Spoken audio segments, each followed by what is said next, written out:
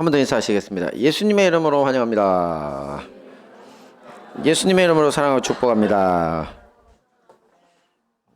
반갑습니다. 네, 오늘 말씀 우리 다 함께 보겠습니다. 로마서 12장 5절입니다. 시작. 이와 같이 우리 많은 사람이 그리스도 안에서 한 몸이 되어 서로 지체가 되었느니라. 네, 이번 주 성경 정독 범위는 로마서 10에서 16장까지 말씀이었고요. 오늘은 그 중에서 로마서 12장 말씀으로 함께 은혜를 나누도록 하겠습니다. 예수님을 우리는 보통 예수 그리스도라고 하죠. 이제 히브리어 그 유대인들의 원래 언어로는 메시아입니다. 자, 이때 그리스도란 어둡고 악한 시대를 끝내고 밝고 정의로운 시대로 이끌어 주실 새로운 지도자를 일컫는 말입니다. 그 예가 구약 성경의 모세라고 할 수 있는데요. 모세는 이제 약 300여 년간 노예 생활을 하던 이스라엘 백성들을 구출해서 조상의 땅 가나안으로 이끌어서 그들에게 새로운 삶을 줬죠. 예수님은 이에서 더 나아가서 온 인류를 위한 그리스도입니다. 우리 인류를 죄와 사망과 절망의 땅에서 구출해서 하나님 나라의 새로운 생명으로 이끄시기 때문인데요. 우리는 이제 새로운 지도자 그리스도 예수를 따라서 죄악된 과거의 삶과 결별하고 새로운 인생을 살 수 있게 된 겁니다. 함께 봅니다. 시작. 이와 같이 우리 많은 사람이 그리스도 안에서 한 몸이 되어 서로 지체가 되었느니라. 네, 오늘 본문 말씀을 보시면 사도 바울은 우리가 그리스도 안에서 어떤 몸이라고요? 한 몸. 그렇습니다. 이것은 우리가 한 몸처럼 모여 살아야 한다는 뜻입니다. 그래야 과거 이스라엘 백성들이 함께 힘을 합쳐서 가나안 땅을 정복하고 약속의 땅의 주인이 된 것처럼 우리도 하나님 나라를 이룰 수 있기 때문입니다.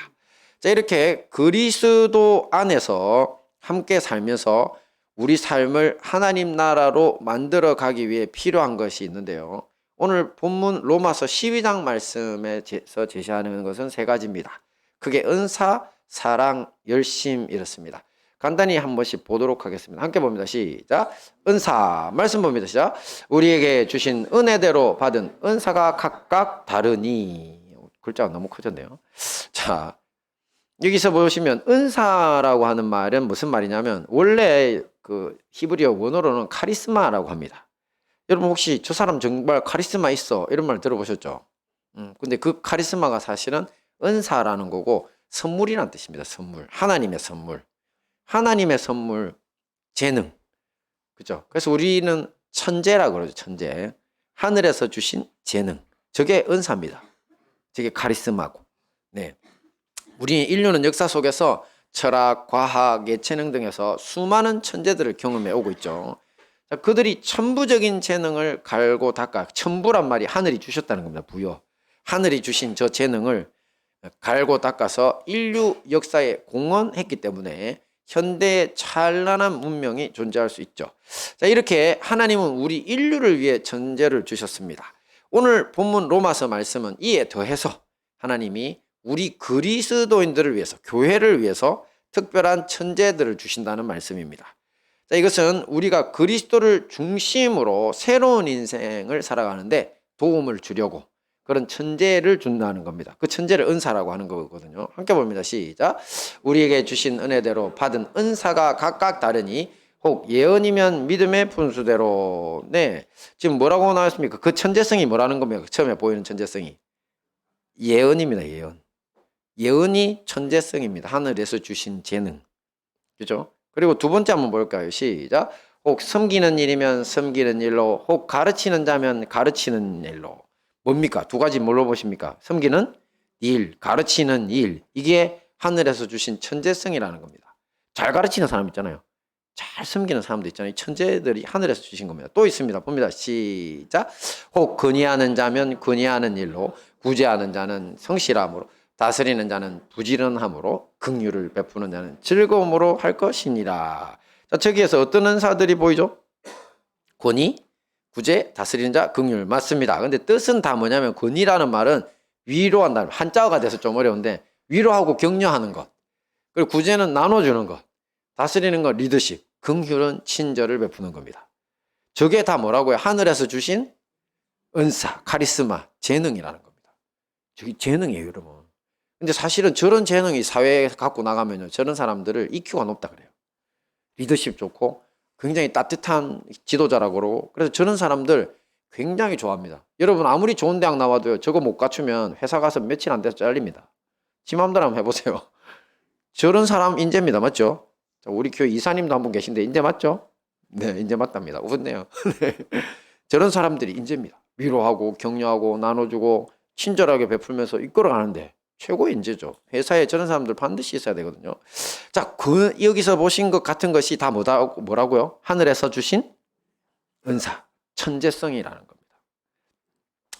자, 종합해 보면 예언, 섬김, 가르침, 건의, 구제, 다스림, 긍휼 총 7가지의 은사를 우리 그리스도인들에게 주셨는데, 우리는 지금까지 이런 일들을 뭐라고 생각했습니까? 그냥 교회의 일이다 이렇게만 생각했죠. 제 예언 부분은 조금 빼고. 맞잖아요. 섬겨야 되고 가르쳐야 되고 그다음에 다스려야 되고 구제 돈 내놔야 되고 막 힘들어, 그죠? 일이다 이렇게 생각했는데 그게 아니라는 거죠. 하나님이 주신 재능이라는 것입니다. 자, 이 재능들을 우리 교회에 구체적으로 한번 적용을 해보면요, 저렇게 나옵니다. 섬김은 교회 청소, 주방 봉사, 찬양단들이 지금 섬기고 있는 거고, 가르치는 것은 주일학교 선생님, 그 다음에 권위, 다스림은 주로 장로님, 권사님, 구역장들처럼 교회 지도자들의 재능이고, 또 구제, 자선 이런 것들 베푸는 걸 구제죠. 그리고 긍휼은 친절히 하는 겁니다. 이 모든 일들이 다 성도들에게 하나님이 주신 재능이라는 것입니다. 자, 자기 자신 한번 살펴보십시오. 자, 이 은사들 중에 자기는 어디에 해당할까요?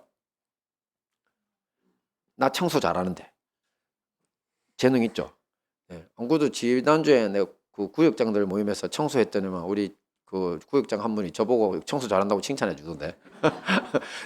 제가 원래 그 학교에서 청소반장 출신이거든요. 왜냐면 이 청소가 눈에 다 보여. 어떻게 하면 깨끗하게 할지. 예, 저 앞에서부터 확 밀어버리고 깨끗하게 하는 이런 거 있잖아요. 그래서 그 은사면 저 성김 은사 있으면 청소 은사. 네, 그렇죠. 왜 여러분들 다 저기 하나는 다 가지고 있죠. 근데 저게 내 능력이 아니라 누가 주신 거라고요? 네, 하나님이 주신 천재성이라는 겁니다. 그래서 이런 거는 아이들조차도 다 할 수 있는 거죠, 그죠? 자, 그러니까 이제 우리는 교회를 세우기 위해서 저 은사들을 천재성을 늘 발휘를 해야 됩니다. 근데 여기서 사실 조금 한번 신경 써야 될 부분이 예언의 은사라는 게 있거든요. 예언의 은사. 예언의 은사라는 건 초자연적 계시를 말합니다. 예언의 하나님 주시는 초자연적 계시가 있어요. 그래서 그 공동체에 그걸 선포하는 거거든요. 근데 이 초자연적 계시는 우리 성경 안에도 많이 다 기록되어 있습니다. 다 초자연적이잖아요. 왜냐하면 자연이라고 하는 거는 이제 사실 원래 자연의 하나님의 다른 이름을 사람들이 자연이라고 부르는 건데, 생각해 보세요. 이 광대한 대자연 어쩌고 저쩌고 하지만 하나님 모르는 사람들이, 그죠? 하지만 자연이라는 게 한자어로 풀어보면 뭡니까? 스스로 그러할 연이거든요. 그럼 쉽게 말하면 스스로 존재한다는 뜻입니다. 스스로 존재하는 자의 이름이 뭡니까? 야훼, 에흐예 아쉐르 에흐야라고 자기 이름 소개하셨죠? 나는 스스로 존재하는 자라고. 그러니까 사람들이 하나님이 어떤 존재인지 정확하게 모르기 때문에 스스로 계신 분이겠다 싶어서 자연이라고 붙인 겁니다. 할렐루야. 그러니까 몰라서 그런 거지 진짜 스스로 존재하는 분이 계십니다. 근데 그 스스로 존재하는 분을 이야기할 때 초자연이라고 하잖아요. 근데 이때의 자연은 뭐냐면 눈에 보이는 자연 만물을 아예 한정시킨 거예요. 우리 표현에 있어서 그냥 만물, 자연 만물이라는 표현을 쓰죠. 이게 한정된 거예요. 근데 예언이라고 하는 거는 그 자연 만물을 넘어선 거예요. 어디서 왔기 때문에? 원래 창조주한테서 왔기 때문에. 그래서 초자연이라고 그래요. 그래서 교회에는 초자연적 은사가 항상 있습니다. 그리고 그 계시가 초자연적 은사가 기록되어 있는 것이 바로 성경입니다. 그죠? 그래서 예수님이 태어나시기도 전에 수천 년 전부터 예수님에 대한 이야기를 하잖아요. 그죠? 천년 넘는 세월 중에서 예수님이 이야기를 하잖아요. 어떤 분이 오실 거라고. 그분이 오셔서 뭐 할 거라고. 성경에 다 기록되어 있어요. 그래서 성경에 있는 말씀을 선포하는 그 자체도 사실은 예언입니다. 예언. 그러다 보니까 예언 사역은 목회자들을 중심으로 이루어집니다. 하지만 이 부분에서 교회들이 많이 오해하거나 실패하는 경우가 있는데요. 오늘날 이제 몇몇 교회나 교단들은 이렇게 목회자들을 통해서 초자연적 계시의 말씀, 예언이 선포되는 건 인정하지만 대신에 이제 초자연적 계시가 끝났다 그래요. 그냥 자기들이 도대체 무슨 배짱으로 지네들이 하나님의 계시를 지금도 주시는데 끝났다고 그래. 안 그래요? 어젯밤에도 나한테 하나님 나타나셔서 말씀해 주시고 또 오늘 아침에도 이야기해 주시는데 지네들이 뭐라고 내보고 하나님의 계시가 아니라고 우길 수가 있냐. 그죠? 그러니까 하나님의 계시는 하나님이 원하는 자에게 부어주는 거기 때문에 지네들이 끝났다 마라 할 그게 없는 겁니다. 그럼에도 불구하고 이상한 교단들이 많아요. 그래서 방언도 부인하고 그거 뭐 귀신의 말이라고 하는 헛소리를. 그럼 만약에 지네들이 생각하는 대로 귀신의 말이 아니면 어떡할 건데? 성경에서 말하는 성령이 주시는 게 뭐라고 분명히 되어 있는데 성령의 말을 귀신의 말이라고 하면 그게 뭐가 됩니까? 그건 성령을 해방하는 짓인데도 겁을 안 내고 그런 소리를 합니다. 절대 여러분 그런 게 아닙니다. 사탄 마귀가 자꾸 그들의 마음에 이상한 마음을 부어주는 겁니다. 그리고 오직 초대교회에서나 일어났던 일회적인 현상이라고. 우리 교회도 방언하시는 분들 많은데 저도 제가 이제 오랫동안 이렇게 목회를 하다 보면 방언에 대해서 한마디도 안 가르쳤거든요. 근데 애들을 데리고 항상 기도회를 인도했어요. 토요일마다. 우리 저녁에 기도하듯이. 그랬더니 군 교회에 있을 때 아이들 한 10명 정도 손을 잡고 우리가 기도하듯이 해요. 주여 삼창하고 하나님 앞에 뜨겁게 기도하는데 근데 옆에 있는 애들이 한 2명 정도가 갑자기 그냥 방언을 받아가지고 다다다다닥 가는 거예요. 라바라락 이렇게 외국말을 막 하는 그래 걔네들이 놀라가지고 굳어버렸어요. 얼음. 왜 자기 입에서 외국말이 막 쏟아지는지 안 가르쳐줬다니까. 그러니까 성령께서 기뻐하시는 대로 부어주십니다. 그리고 우리 교회 성도님들도 예배 드리다가 방언 받으신 분들 있죠. 그리고 기도하면서 이제 꼭 우리 저녁 수요 예배 때 기도하다가 자꾸 그냥 입에서 이상한 말이 나와가지고 큰일, 내가 정신이 이상한 줄 알고 밖에 나갔다가 안에 들어오셨다가 몇 번 하신 분들도 계시고 그게 바로 제가 알려드리지 않은 지식임에도 불구하고 성령께서 운행하신다는 증거입니다. 자, 그런데 이런 것이 초대교회나 있었던 일시적 현상이고 지금 하는 거는 다 귀신들이 하는 거라고 진짜 겁없는 인간들인 것 같아요. 제가 볼 때. 그래서 이런 사람들이 이런 것들을 인정하고 성경대로 하나님 앞에 이제 초자연적 계시를 인정하고 기도하면서 성령 충만한 교회를 비난합니다. 자, 심지어 참 이단시까지 하기도 합니다. 근데 이런 교회들이 주로 서구 교회에 많았거든요. 참 어리석은 일입니다. 마귀들이나 기뻐할 일인데 근데 지금 서구 교회가 어떻게 된 줄 아십니까? 지금 서구 교회가 저 꼴이 났습니다. 주로 교회가 지금 나이트클럽, 레스토랑, 호텔, 심지어 이슬람 사원에 그다음에 불교 사원, 그다음에 사탄교 사원으로까지 팔려나가고 있습니다. 그러기까지는 안 적어놨죠. 왜 그랬을까요? 왜냐하면 하나님의 역사는 성령의 역사인데 성령을 해방하기 때문에 사도 바울이 그랬잖아요. 성령을 근심케 하지 마라. 너희들이 주의 날까지 인치심을 받았다 했는데 성령을 근심케 하는 죄도 함부로 저지르면서 거기다가 하나님의 영을 악령이라고 그러고 그리고 해방지를 해야 되니 교회가 살아날 수가 없죠. 하나님이 떠나버리세요. 제가 옛날에 김진호 목사님한테 들었는데 저 사람들이 신령할 때는 이런 속담도 있었대요. 저 사람들이 아주 우리한테 믿음도 주고 했었잖아요. 그죠? 선교사들이 다 저쪽에서 들어왔으니까. 어떤 농담도 있었냐면 성령 받지 말고 목사나 해라. 한번 생각해 보세요. 성령 받지 말고 목사나 해라고. 자, 이거는 해본 사람만 압니다. 네. 목사인데 성령이 함께 해주시지 않으면 감당할 수가 없거든요. 근데 그걸 그 사람들은 속담으로 쓴다는 건 뭐냐면 다 성령 충만한 사람들이었다는 뜻이에요. 그게. 근데 이제 그런 속담을 쓰던 사람들이 이제 아예 성령이 계시는지도 몰라. 그리고 교회에서 목사들조차도 이제 하나님은 그냥 성경 속에 들어있는 옛날에 일어났던 어떤 일에 그냥 그거고 그때 일이고 지금 자기들한테도 없다는 거죠. 그래서 완전히 망해버리면서 거기다가 심지어 동성애자들까지 목사로 안수하고 그 짓을 합니다. 그러니 성령이 근심해서 떠나버리시는 겁니다. 하나님의 성령을 근심케 하면 안 됩니다, 여러분. 다윗도 한번 보세요. 다윗도 밧세바 간음하고 그런 악을 저질렀다가 그가 통곡하면서 쓴 시편 있잖아요. 그거 보면 주의 영을 내게서 거두지 마옵소서 하고 두려워 떱니다. 하나님 앞에 눈물로 그 침상을 띄웠다 그랬거든요. 그러니까 하나님의 성령은요, 죄 짓고 악을 자꾸 함부로 범하면 떠나버리십니다. 자, 그런데 반면에 이런 것들을 하나님의 예언들, 초자연적 계시들을 인정하는 교단들이 주로 오순절이나 우리 교회처럼 독립교회 쪽이거든요. 우리 교회가 이제 독립교단에 들어있다는 게 아니라 침례교가 원래 독립교회라고 해서 캐톨릭으로부터 자유를 얻은 수많은 개별 교회들을 이야기합니다. 그 독립교회 전통에 있는 교회들이 굉장히 신실해요. 그런 교회들은 지금 어떻게 되고 있을까요? 아프리카, 라틴 아메리카, 아시아에서 세계적인 부흥을 이끌고 있습니다. 그들이 들어간 곳에는 성령의 역사가 일어나서 마약 중독, 알코올 중독, 동성애자들, 온갖 부도덕에 빠진 사람들이 회개하고 돌아오고 있는 겁니다. 자, 이것은 지극히 당연한 결과입니다.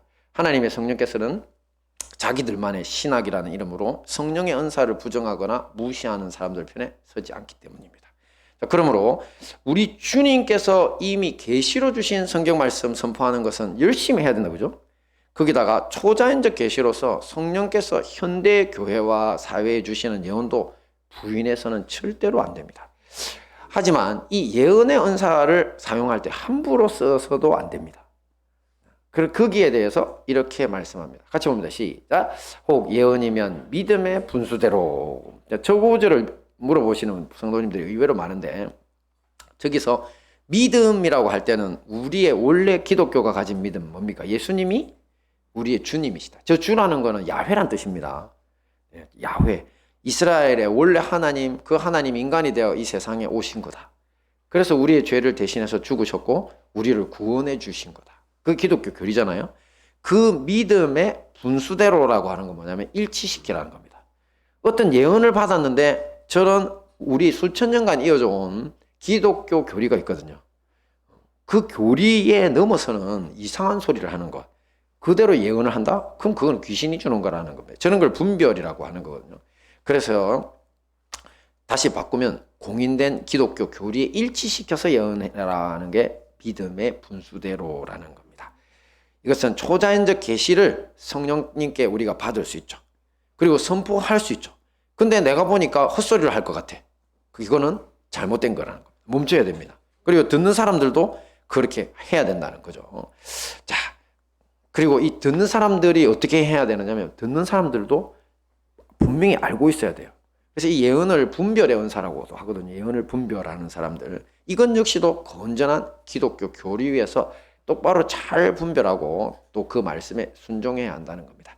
그렇게 안 되면 신천지 이만희 같은 사이비 교주나 혹세무민하는 잘못된 지도자들을 따르게 됩니다. 제가 이런 모습 봤어요. 제가 초업교회라고 고등부 때 다녔었는데 우리 주일학교 선생님들이 어느 날 저보고 다른 교회로 가자더라고. 그 우리 교회 바로 앞에 문방구점을 하시는, 그러면서 교회를 진짜 열심히 섬기는 그런 열심파, 그리고 교회에 날마다 기도하러 오시는 분들 계셨거든요. 근데 그분들이 어느 날 저보고 양훈아, 너 저기 초업교회 다니지 말고 우리 따라가자 이러더라고. 왜요? 이러니까 초업교회 이거는 하나님이 이미 그 산을 옮긴다. 뭐 지네들 표현으로 했어요. 산을 옮겼다고. 그래가 지네들이 다 나무 교회 침투해가지고 산 옮기기라 해가 교회 뺏기를 합니다.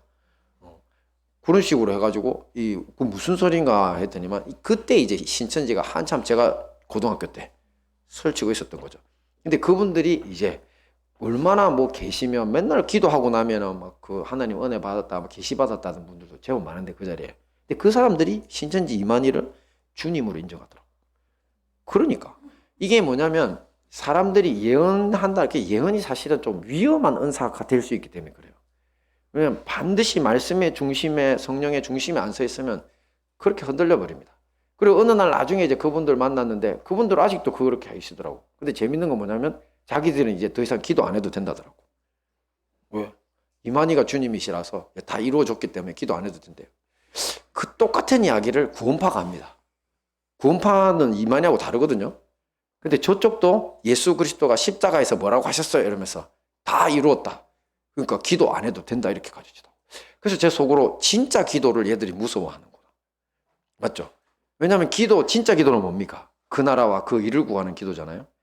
그러니까 그 나라라는 건 하나님의 나라, 예수님이 통치하시는 거고, 그 의라는 거는 예수님이 우리를 위해서 대속하신 죽음, 그리고 그걸로 내가 자유로워졌고 다른 사람들을 자유시키는 거잖아요. 그러니까 그런 기도를 계속 하다 보면 자기가 이상한 사람들을 쫓고 있는 걸 깨닫게 되거든요. 그래서 그거 자꾸 막는 겁니다. 그래서 진정한 기도는요, 사람의 정신을 깨우칩니다. 그래서 기도를 많이 했는데 자꾸 이상한 짓 하는 거는 어디에 붙어 있는 거라고요? 사실은 사탄 마귀 쪽에 가 있을 확률이 높습니다. 그래서 교회에서는 분별력 있는 사람들이 모여서 기도해야 되고, 그리고 그 분별을 위해서 성경 말씀을 계속 자기 삶을 통해서 실천하고 이뤄서 자기가 그 말씀에 굳건히 서야 됩니다. 그래서 다른 것보다 말씀을 계속 강조하는 이유가 그겁니다. 우리 교회도 은사 많죠. 방언하고 뭐 예언하고 신유하고 얼마든지 할 수 있습니다. 하지만 그걸 주력 은사로 내세우지 않죠. 이유는 뭐냐면 말씀을 딱 붙잡고 주님 뜻대로 밀고 나가면 필요할 때마다 은혜를 주세요. 그래서 암 환자들도 낫고 병들고 힘들지만 주님 앞에 굳건히 서는 겁니다. 그러니까 우리 교회가 그런 은사로 가득 차기를 축원합니다. 네, 은사, 사랑, 열심인데 그 다음 두 번째는 뭐겠죠? 뭐일 것 같아요? 은사 이야기를 했으니까 사랑이죠. 사랑은 되게 간단합니다. 함께 보겠습니다. 시작. 사랑엔 거짓이 없나니 악을 미워하고 선에 속하라. 간단하긴 한데 저기에 대해가지고 고민하는 분이 있어요. 사랑에 거짓이 없다. 그랬더니만 나는 사실은 저 사람이 싫어 죽겠는데 미워 죽겠는데 어떻게 내가 겉으로는 사랑해요 이렇게 하지만 내 속에는 진짜 믿거든요. 그럼 이게 거짓 있는 사랑이 아니냐. 자, 이렇게 생각하면서 이제 주춤거리는 분들이 생각보다 많습니다. 내가 지금 두 얼굴 아닌가? 근데 사실 저기 거짓이 없다고 할 때 원래 헬라어 원어가 아니포크리토스라고 하는 단어인데요. 이 단어는 배우들이 쓰던 단어입니다. 배우, 어떤 배우? 부대 경험이 거의 없는 배우. 저런 사람을 아니 뭐라고 불렀다고요? 프리 앞에 포크리토스. 무대 경험 없는 사람. 순박한 사람이란 뜻입니다. 순박한 사람. 거짓 없는 사람. 그러니까 닳고 달아서 노련해지지 않았다는 뜻이죠. 그러니까 그런 사랑해라고. 사랑이 노련한 사람이 있습니다, 여러분. 이번 주에 우리 기도회 그 이야기가 나오는데 어떤 목사님이 목사 설교는 한 2시간 하고 설교할 때마다 막 대성통곡을 한 3번 한다잖아요. 그런데 나중에 알고 보니까 바람 피우고 온갖 나쁜 짓 다 해요. 자, 이런 사람이 어떤 배우? 닳고 다른 배우. 그죠? 사랑하는 척 하는 거지. 그게 거짓되는 겁니다. 그러니까 설교 하나도 못해도 사랑만 하면 됩니다. 할렐루야. 네, 부끄럽네요, 제가. 네, 더 사랑해야 되는데. 네, 열심히 제가 더 설교도 잘하고 더 사랑하는 사람 되기를 원합니다. 자, 그러니까 사도 바울은 우리가 이런 순전한 사랑을 하라는 겁니다. 사랑은요, 감정이 아니에요. 감정은 부부끼리나 감정인 거죠. 사랑은 행동입니다. 그러니까 여러분들이 마음에 혹시나 저 사람 싫은 마음이 있어도 사랑하는 거죠. 그죠? 행동을 하는 거죠. 그러면 그것이 쌓이다 보면 나중에는 뭐가 되냐면 진짜 감정의 엉어리도 사라질 수 있습니다. 대신에 그 사람도 응해야 됩니다. 이게 중요합니다, 여러분. 내가 혼자만 퍼부어줄 수 없는 게 교회입니다. 이게 왜 중요하냐면 예수님이 발 씻겨주시면서 뭐라고 이야기하셨어요? 네? 그렇죠. 서로 발을 씻겨주랬죠. 내가 선생과 주라고 너희들이 부르는데 그런 존재가 너희들의 발을 씻겨주잖아. 근데 너희들도 이와 같이 해서 서로 발을 씻겨라 그랬거든요. 교회는요, 한쪽의 사랑만 요구할 수 없습니다. 근데 이것도 분명히 아셔야 됩니다, 여러분. 왜냐하면 교인들 가운데 갑자기 돈을 막 그냥 내 돈도 없는데 한 몇천만 원 빌려달라고 하면서 나를 사랑하면 빌려달라고 아니면 매덕을 내놔라고 하면서 왜냐하면 이게 제가 창원에 있을 때 창원에 어떤 목사님이 설교하시는 걸 들었는데 이 미망인이 돈을 그때 돈으로 지금으로부터 한 30년 전, 20여 년 전인데 그때 돈으로 한 20억 이렇게 그걸 했나 봐요. 받았나 봐요. 20년 전에 20억이면 어마어마하게 더 큰 돈이거든요, 지금보다. 근데 그 소문이 교회에 쫙 벌렸는데 이제 교회에 가난하신 분들이 가셔갖고 늘 돈을 빌려가는 거야. 그러면서 말은 뭐예요? 예수님을 사랑하니까 나에게 돈을 내놔라는 거예요.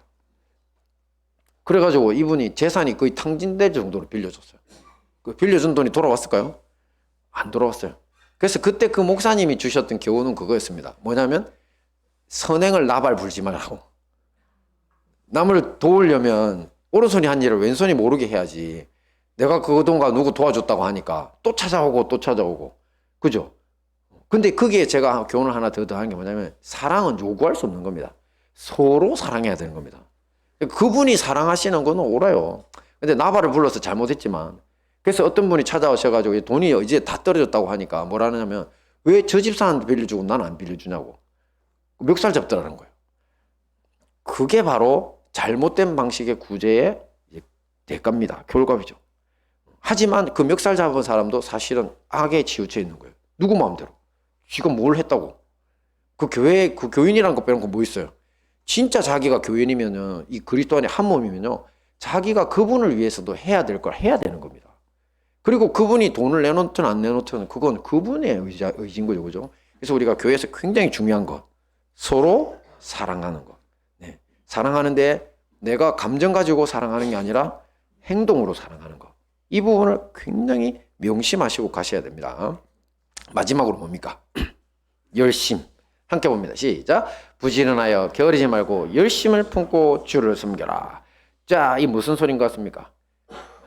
제가 어릴 때 우리 목사님이 설교하실 때마다 저 말씀, 그러니까 주로 뭐냐면 헌신 예배라는 걸 많이 했거든요. 헌신 예배 때 꼭 저거를 걸어놓고 교회 열심히 해야 된다고. 직장 생활보다 교회가 우선이라고 맨날 이렇게 설교하신 분이 계셨어요. 여러분, 그게 맞을까요? 근데 저 열심은 있잖아요, 여러분. 그 열심이 아닙니다. 그 열심이.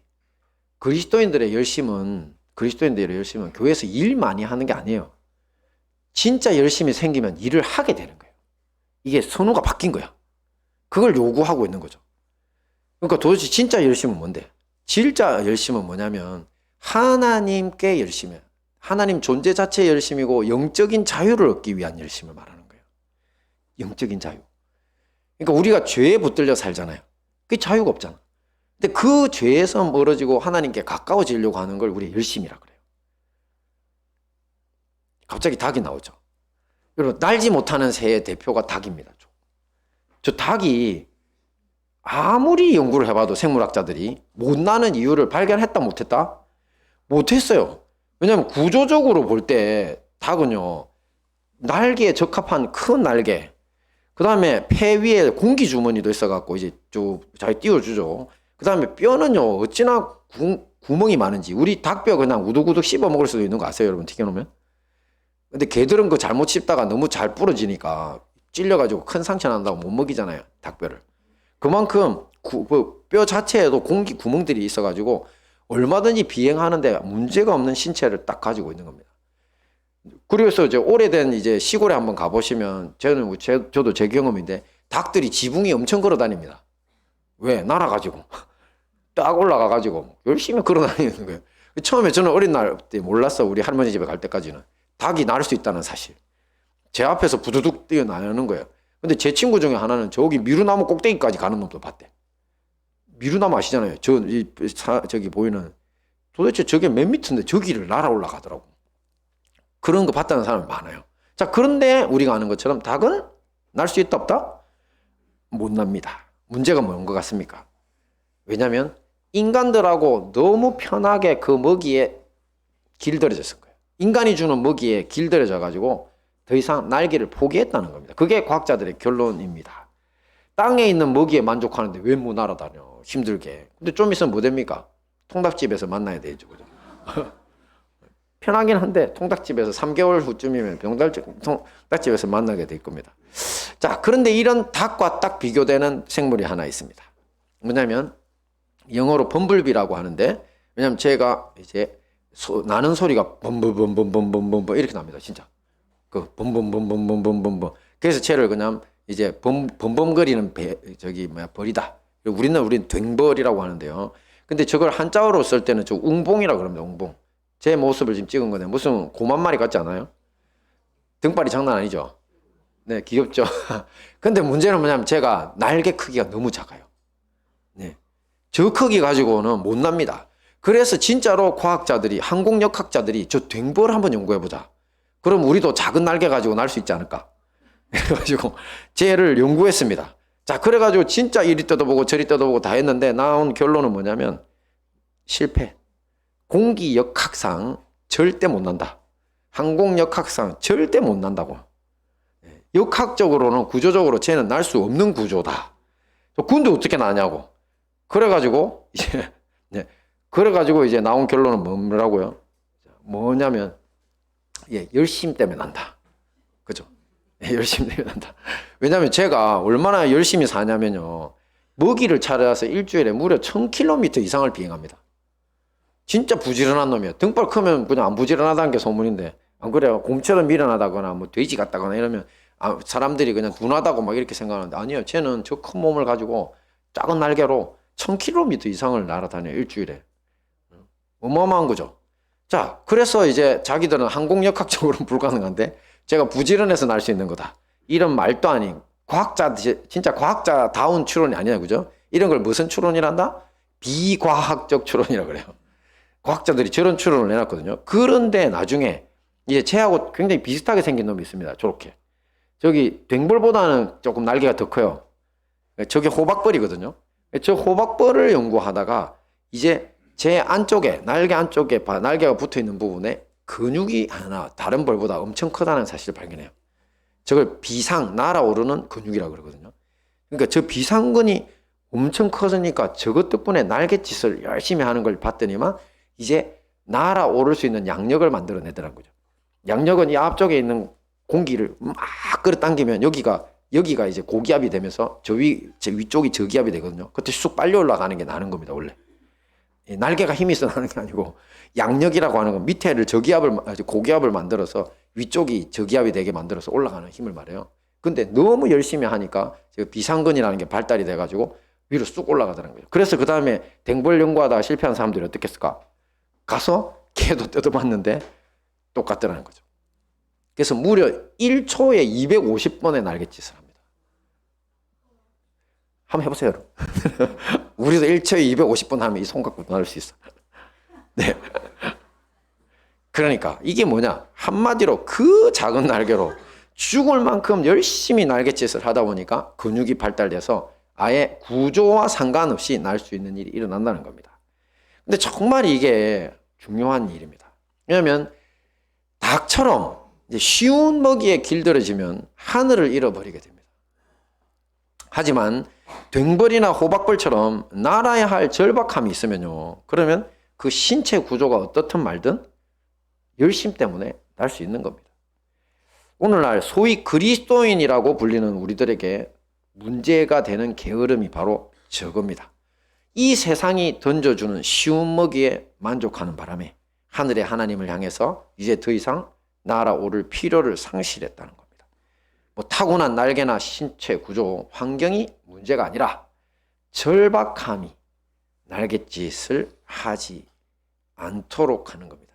안 절박한 것이 날갯짓 하지 않도록 하는 겁니다.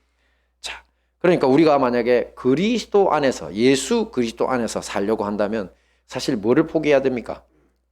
바로 안락한 세상의 것들을 먼저 포기해야 됩니다. 여러분 여행 다니는 거 좋아하시죠? 맞죠? 뭐 해외 여행도 해외로 가야 되죠. 뭐 여행 가는 거 좋아하고 뭐 친구들하고 뭐 놀려서 노는 거 좋아하고 취미생활 엄청 좋아하잖아요, 그죠? 그런데 다 하세요. 제가 그거 말린 적 한 번도 없고 여행 간다고 하신 분들 기도 안 해드린 적 한 번도 없어요. 저 되게 좋다고 생각합니다. 하지만 거기에 취해서 산다면 문제가 있다는 이야기입니다. 그리고 그것이 하나님 만나는 것보다 더 급한 일이고 더 재밌는 일이 됐다면 그건 여러분들이 벌써부터 게을러지고 있는 거고 여러분이 하늘이라고 하는 하나님의 품을 상실하고 있는 겁니다. 내가 하루에 놀고 있는 놀거리, 내가 관심거리는 그거하고 하나님 앞에 기도하고 말씀을 통해서 만나는 것. 기도와 말씀이 사실 여러분 의무적으로 해놓은 이유가 뭐냐면 의무를 통과하면 그 다음엔 어떻게 됩니까? 즐기게 됩니다. 그 수준으로 가라고 도와드리는 겁니다. 절박한 사람은요, 기도 안 해라도 합니다. 진짜로. 근데 아무리 절박해도 기도 안 하는 사람은 이유가 뭔지 압니까? 강팍해서 그렇습니다. 악해서. 그렇게 힘든데도 기도를 안 해. 왜? 내가 악하니까 기도가 안 되는 거야. 그리고 자기를 정말 무한 신뢰하거든요. 끝까지 죽을 때까지 가보자. 진짜 그런 사람이 있더라고요. 참 제가 그렇게 안 태어나는 것이 진짜 할렐루야입니다. 할렐루야. 목회자들도 그런 사람이 있어요. 진짜. 체력이 너무 좋아서 끝까지 가는 거예요. 하나님 아니라고 분명히 말씀하시는데 죽을 때까지 가는 거지. 매를 계속 맞고 또 맞아. 이스라엘 백성들이 사실 멸망할 때 그렇게 망했거든요. 하나님 하지 말라고 했는데 계속 우상숭배 자식들까지 불태워 죽여. 바치고 또 바치고. 하나님 대노하시잖아요. 손을 놔버리잖아요. 그래서 망한 겁니다. 그래서 우리의 게으름은 다른 게으름이 아닙니다, 여러분. 하나님께 게으른 겁니다. 그러면 여러분들은 영적인 하나님 품을 반드시 잃어버리게 될 겁니다. 근데 사도 바울은 지금 뭐라고 이야기하는 겁니까? 열심을 품고 주님을 섬기라고. 하나님께 안기기 위해서 세상 것 버릴 줄 알아라고. 그 열심입니다. 우리 모두 그 열심으로 살기에 힘써야 될 것입니다. 이제 말씀을 정리하겠습니다. 새로운 지도자 그리스도 예수를 따라서 새 사람으로 살기 위해 우리에게 필요한 세 가지가 뭐였죠? 첫째, 은사. 둘째, 사랑. 마지막, 열심. 할렐루야. 올 한 해도 이 모든 은사, 사랑, 열심으로 그리스도 안에 한 몸 되어 승리하시는 우리 행복한 다니엘 교회와 형제교회 성도님들 되시기를 축원합니다. 아멘.